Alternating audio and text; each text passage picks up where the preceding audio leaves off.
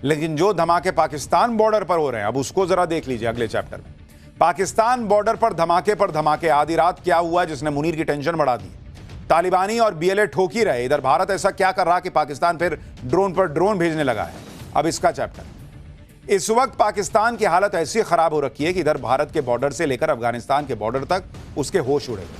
मुनीर के पसीने छूट रहे हैं क्योंकि बीएलए वाले ठोक ही रहे थे कि तालिबान ने भी कसम खा ली कि खुद पर आ गए तो पाकिस्तान का नामो निशान मिटा देंगे। अफगानिस्तान पर फिर से हमला करके मुनीर ने बड़ी गलती कर दी है, ऐसा कहा जा रहा है, जिसका अंजाम क्या होगा वो अब तालिबान वाले उसको दिखाएंगे। एक बॉर्डर पर तो पाकिस्तान की लंका लगी हुई, उधर दूसरे बॉर्डर यानी भारत के साथ सीमा पर भी पाकिस्तान की धड़कनें बढ़ी हुई। पाकिस्तान ने फिर से ड्रोन पर ड्रोन भेजना शुरू कर दिया है। भारत ने अब बॉर्डर पर ऐसा क्या कर दिया कि पाकिस्तान घबराकर ड्रोन भेज रहा है। पाकिस्तान और मुनीर पर कैसे चारों तरफ से आफत आने वाली है, क्या बड़ा होने वाला है, आज इसके बारे में आपको पूरी डिटेल में बता रहे हैं। लेकिन पहले एक झलक देखिए, मुनीर ने बड़ी गलती कर दी है। उसने अफगानिस्तान को फिर से छेड़ दिया, पिन मार दिया है। पाकिस्तान ने अफगानिस्तान में एक साथ 7 ठिकानों पर एयर स्ट्राइक की। पाकिस्तान ने इसे तहरीके तालिबान पाकिस्तान और इस्लामिक स्टेट के आतंकियों के ठिकानों पर की गई कार्रवाई बताया और 80 आतंकियों के मारे जाने का दावा ठोक दिया। लेकिन मुनीर की इस एयर स्ट्राइक ने तालिबान को और भड़का दिया। तालिबान ने इसे रमजान के पवित्र महीने में अपने मासूम नागरिकों पर हमला बताया। तालिबान ने कहा कि पाकिस्तान ने एयर स्ट्राइक के नाम पर मदरसों पर बम गिराए जिसमें अफगान नागरिक मारे गए, और वो कह रहा है कि भाई रमजान का पाक महीना चल रहा है, उसमें तुम ये खून खराबा कर रहे हो। अफगानिस्तान पर एयर स्ट्राइक से तालिबान भी बौखला गया। तालिबान पाकिस्तान को नतीजे भुगतने की खुली चेतावनी दे रहा है, जिसके लिए तालिबान ने अपनी सेना को पाकिस्तान के बॉर्डर की तरफ रवाना भी कर दिया है। बड़ी संख्या में तालिबान के टैंक, गाड़ियां और जवान अफगानिस्तान की बॉर्डर की तरफ जाते हुए नजर आ रहे हैं। इन सब के बीच तालिबान सरकार के गृह मंत्री सिराजुद्दीन हक्कानी ने साफ साफ कह दिया है कि अंतिम चेतावनी का दौर समाप्त हो गया है। अगर हमारे बड़े चाहेंगे कि पाकिस्तान के खिलाफ कड़ी कार्रवाई की जाए तो पाकिस्तान का नामो निशान तक नहीं बच पाएगा। तालिबान ने बदला लेने की कसम खाई तो पूरे पाकिस्तान में हड़कंप मच गया। लोग उल्टे मुनीर को कोस रहे हैं। मुनीर और सरकार हर जगह फेल हो गई है, ये कांड कर रही है, ये बता रहे हैं। कोई कह रहा है कि मुनीर ने अपनी जिंदगी की सबसे बड़ी गलती कर दी है। अब तो गुरिल्ला वॉरफेयर में माहिर तालिबान कहां कहां धमाके करेगा, कहां कहां घुस के मारेगा, कोई उसका अंदाजा नहीं लगा सकता।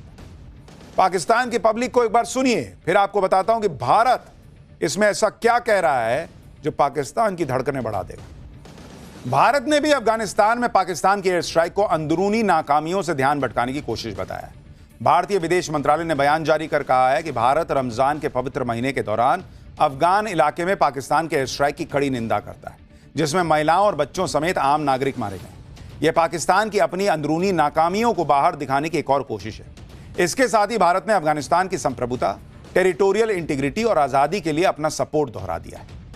उधर अफगानिस्तान और इधर भारत, मुनीर और पाकिस्तान का डर हमेशा से यही रहा है कि अगर दोनों तरफ से ठुकाई शुरू हो गई तो पाकिस्तान का क्या होगा। इसलिए जब अफगानिस्तान की तरफ से तालिबान ने पाकिस्तान पर चढ़ाई कर दी और ईंट का जवाब पत्थर से देना शुरू किया, तो इधर पाकिस्तान ने भारत के बॉर्डर पर ड्रोन भेजकर चेक करना शुरू किया कि कहीं भारत भी तो बॉर्डर पर कुछ बड़ा प्लान नहीं कर रहा।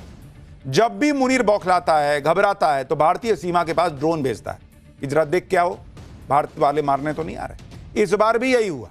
जम्मू कश्मीर के कठुआ में पाकिस्तानी ड्रोन इंटरनेशनल बॉर्डर के पास उड़ान भरता नजर आया। हालांकि बॉर्डर पर मुस्तैद भारतीय सेना ने उसे मार गिराया या उसे मार गिराती उससे पहले ही वो भाग गया, रफू चक्कर हो गया कि देखा है सर, अभी नहीं लग रहा कुछ होगा। एलओसी के पास एक गांव में 2 पाकिस्तानी गुब्बारे भी बरामद हुए। इनमें से एक गुब्बारे में पाकिस्तानी 5,000 रुपए का नोट बंधा हुआ मिला, जबकि एक गुब्बारे में अमेरिकी डॉलर बंधा हुआ था। इसके साथ ही गुब्बारों के साथ पाकिस्तान का मोबाइल नंबर और क्यूआर कोड भी बंधा मिला। माना जा रहा है कि ड्रोन से निगरानी नाकाम होने के बाद पाकिस्तान अब गुब्बारे भेजकर सुरक्षा बलों का ध्यान भटकाने की कोशिश कर रहा है। आपको यह भी बताता हूं कि भारतीय सेना बॉर्डर पर ऐसा क्या कर रही है जिसकी वजह से मुनीर बार बार ड्रोन भेज रहा है। दरअसल पाकिस्तान के बॉर्डर पर फिर से भारतीय सेना का जमावड़ा बढ़ता दिख रहा है, जिससे पाकिस्तान में दहशत तो बढ़ी ही होगी। एक तरफ कल भारतीय सेना जैसलमेर के पास पोखरण में बड़ी मिलिट्री ड्रिल करने वाली है।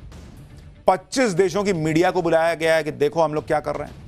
इस ड्रिल में भारतीय सेना के भीष्म टैंक गोले बरसाते नजर आएंगे। 44 सेकंड में 12 रॉकेट दागने वाले रॉकेट लॉन्चर पिनाका का दम दिखेगा। 27 फरवरी को पोखरण में ही भारतीय वायुसेना सबसे बड़ी ड्रिल वायु शक्ति की तैयारी में जुटी है। इस ड्रिल में Rafale, Jaguar, Miraj 2000, Sukhoi 30, MKI जैसे फाइटर जेट हिस्सा लेने वाले।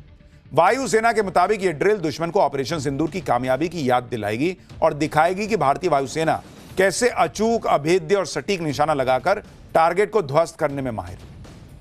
यानी बार बार भारत अपने प्लेन उड़ाता है, फाइटर जेट उड़ाता है, कभी टैंक जो है वो लहराता है, उधर उनका बीपी बढ़ जाता है पाकिस्तानियों का। एक तरफ बॉर्डर पर भारतीय सेना एक इशारा मिलते ही पाकिस्तान को फोड़ने के लिए तैयार बैठी, वहीं जम्मू कश्मीर में सुरक्षा बल पाकिस्तान के भेजे आतंकियों का सफाया करने में जुटे हैं।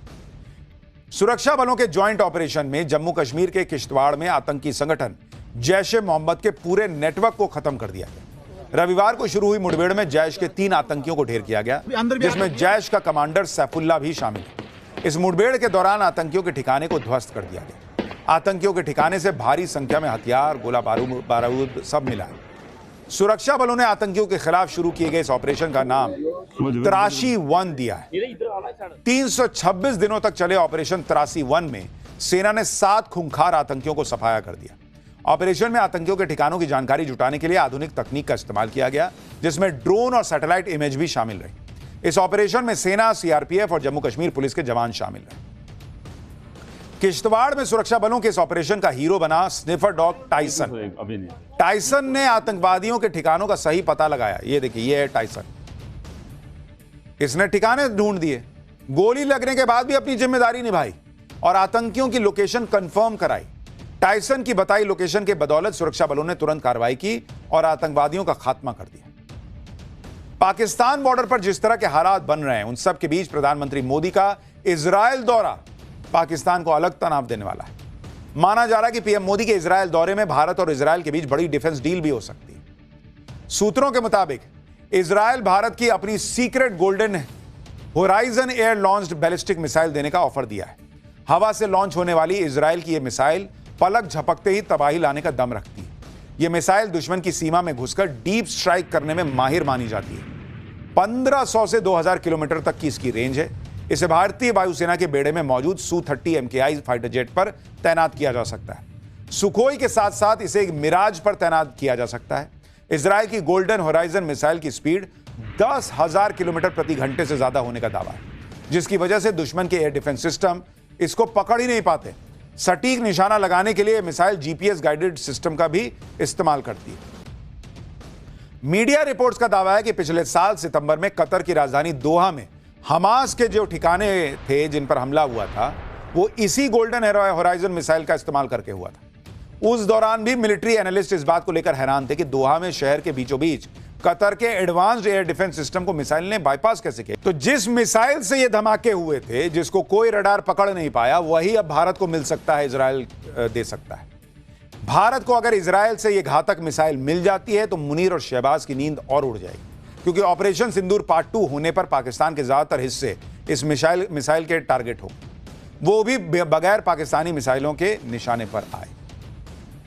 तो भारत और पाकिस्तान का युद्ध कब शुरू होगा, इसमें तो अभी थोड़ा समय हो सकता है, लेकिन अमेरिका और ईरान के बीच क्या आज रात ही युद्ध शुरू होगा? अगला चैप्टर। ईरान बॉर्डर पर ट्रंप ने इतनी बड़ी फौज खड़ी कर दी है बॉस कि दुनिया हैरान है। आज रात ही अटैक होगा क्या?